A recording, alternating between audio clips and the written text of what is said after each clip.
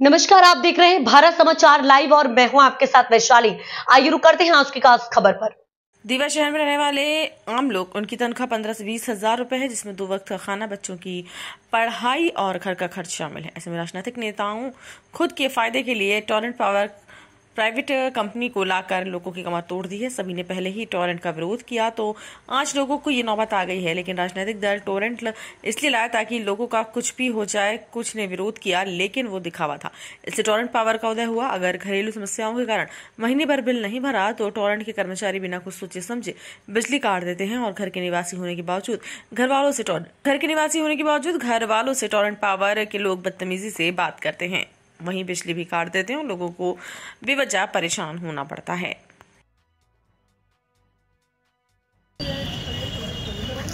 Torrent power यांचा मनमानी कारभार चाललेला आहे। या विरोधात कोणीही काही बोलायला तयार नाहीये। आज दिवा शहरातील राहणारे हे सामान्य नागरिक आहेत आणि हे नागरिक 15 ते 20 हजार पगारामध्ये आपलं उदरनिर्वाह चालवतात। त्यात मुलांचं शिक्षण आलं, घरभाडे आले, घरांचे हप्ते आले आणि यातून यांचं हे वाढीचं बिल आहे हे 4-4, 5-5 हजार, जिथे पहिलं 300 रुपये बिल यायचं तिथे 5-5, 6-6 हजार बिल येत आहे। परंतु यावर कोणीही बोलायला तयार नाही, याकडे कोणी लक्ष द्यायला तयार नाही। या टॉरेंटचा पहिल्यापासून विरोध आम्ही केलेला आहे, आम्ही आजही विरोधात आहोत।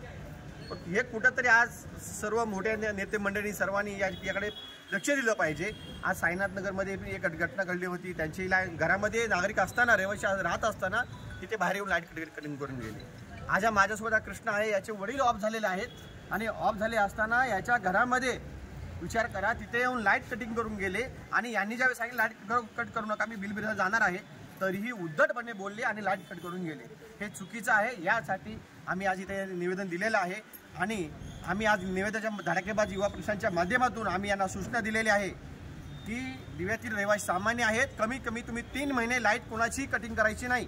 3 महिन्यानंतर जर लाईट बिल थकलं असेल तर ते घरामध्ये कोणी असतील तर त्यांना विश्वासात घ्या, त्यांच्या अडचणी तुम्ही समजून घ्या आणि नंतर लाईट कट करा।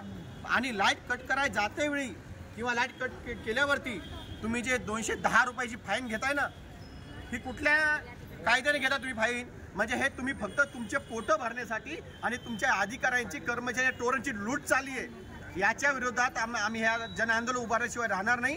हे 210 रुपये हे त्यांनी बंद करायला हवेत। यासाठी आज आम्ही धडाकेबाज पक्षांच्या माध्यमातून निवेदन दिले आणि यांना 15 दिवसाचा अल्टिमेटम दिलाय। जर 15 दिवसामध्ये यांनी याबाबत सकारात्मक भूमिका घेतली नाही तर ईट का जवाब पत्थर से आम्ही देणार म्हणजे देणार, कारण ह्या टॉरेंटची दादागिरी आम्ही खपवून घेणार नाही।